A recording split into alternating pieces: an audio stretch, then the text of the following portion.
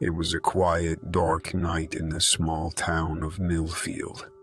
The only sounds were the distant howl of a lone wolf and the gentle rustle of the autumn leaves.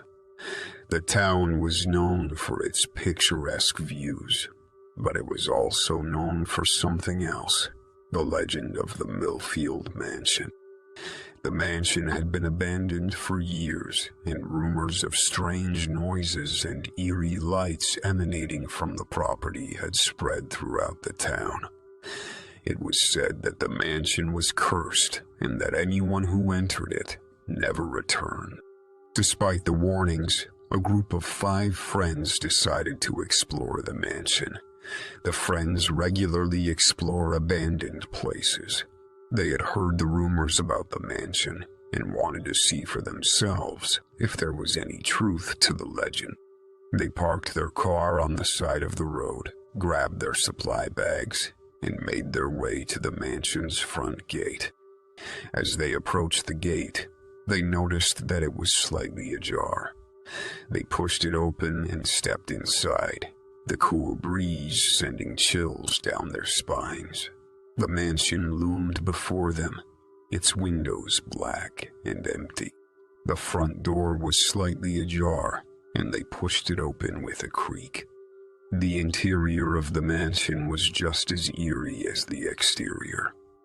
The wallpaper was peeling, and the floors creaked with each step they took. The air was thick with dust and the musty smell of decay.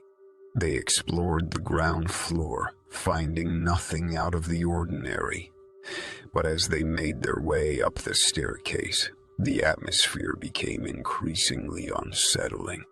At the top of the staircase, they found themselves in a large room with a single window. The moonlight shone through the window, casting eerie shadows on the walls. Suddenly, they heard a sound from the room next door. Sounded like something was scratching the walls. The group of friends hesitated, but curiosity got the best of them, and they cautiously made their way to the next room. As they entered, they found themselves in what appeared to be a child's bedroom. The wallpaper was peeling, and the bed was unmade. A small rocking chair sat in the corner, gently swaying back and forth. One of the friends, a girl named Sarah, approached the rocking chair and gasped. There was a doll sitting in the chair, its eyes following her every move. Suddenly, the doll's head turned, and it spoke. "Get out," it said in a low, guttural voice. The group of friends froze in fear, their eyes wide with terror. They turned to run, but the door had slammed shut, and they were trapped. They heard footsteps, slow and deliberate, coming from the hallway. The footsteps stopped outside the door, and a voice spoke from the other side. "Welcome to my home," it said. "I've been expecting you." The friends pounded on the door, but it wouldn't budge. They were trapped, and the only sound was the pounding of their hearts. Suddenly, the door creaked open, and a figure stepped into the room. It was a tall, thin man with dark hair and a sinister smile. He was dressed in a suit, and his eyes shone with a malevolent light. "I see you've met my little friend," he said, gesturing to the doll. The friends were paralyzed with fear, unable to move or speak. The man walked over to them, his eyes never leaving theirs. He leaned in close, his breath hot on their faces. "Welcome to your new home," he whispered. "You'll never leave." With that, he disappeared, and the friends were left alone in the room. They pounded on the door, but it wouldn't budge. They were trapped in the Millfield Mansion, and the only thing they could do was wait for whatever horrors awaited them. The friends spent the night huddled together in the child's bedroom, their eyes wide open and their ears attuned to every sound. They heard the scratching at the walls again, and strange whispers that seemed to come from all around them. The hours passed slowly, each moment feeling like an eternity. When the first light of dawn filtered through the window, they breathed a collective sigh of relief. The horrors of the night had passed, and they were still alive. They cautiously made their way to the door, but it was still locked from the outside. They were trapped.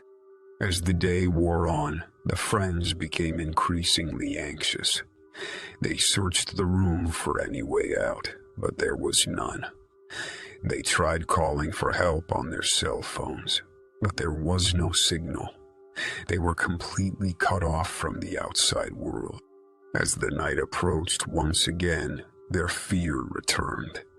They heard strange sounds coming from the walls, and the doll in the rocking chair seemed to watch them with malevolent intent. They tried to sleep, but every time they closed their eyes, they heard the man's voice whispering in their ears.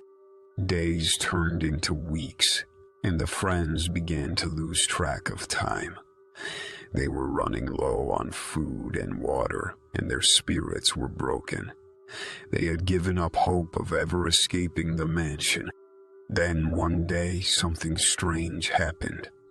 The door to their room opened, and the man in the suit stood before them. He looked different this time, his hair longer and his clothes tattered. He seemed almost dazed. "You have to leave," he said, his voice hoarse. "It's not safe here anymore." The friends didn't know what to make of this strange turn of events. They cautiously made their way out of the room, and the man led them through the mansion. They saw things they had never seen before.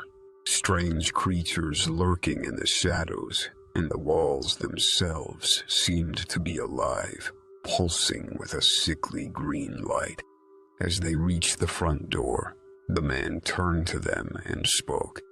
"Get out of here and never come back," he said. "The curse has been broken, but it will always be a part of this place. Leave now and don't look back." With that, he disappeared into the darkness, and the friends ran out of the mansion. As they made their way back to town, they felt a sense of relief mixed with terror. They had survived the curse of the Millfield Mansion, but they knew that they would never forget the horrors they had experienced. And as they looked back at the mansion one last time, they saw that the windows were glowing with an otherworldly light. They knew that the curse had been lifted, but the mansion would always be a place of darkness and terror. As the friends made their way back to town, they tried to process what had just happened to them.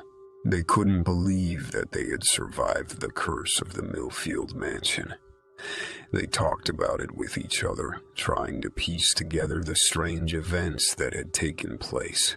It wasn't until a few days later, when they saw the news, that everything began to make sense. The Millfield Mansion had been destroyed in a massive fire that had claimed the lives of everyone inside, including the man in the suite. The cause of the fire was unknown, but it was speculated that it may have been started by faulty wiring or a gas leak. The friends were stunned. How had they survived a fire that had killed everyone else in the mansion? It was then that they realized the truth. The man in the suit had been a ghost all along. He had been cursed to haunt the mansion and had been seeking a way to break the curse for years. And when the friends had unwittingly stumbled upon the mansion, they had unknowingly helped the ghost break the curse. The friends never forgot about their experience at the Millfield Mansion, and they never spoke of it to anyone else. But sometimes, when they were alone at night, they would hear a faint whisper in their ears, and they knew that the ghost of the man in the suite was still with them, watching over them from beyond the grave.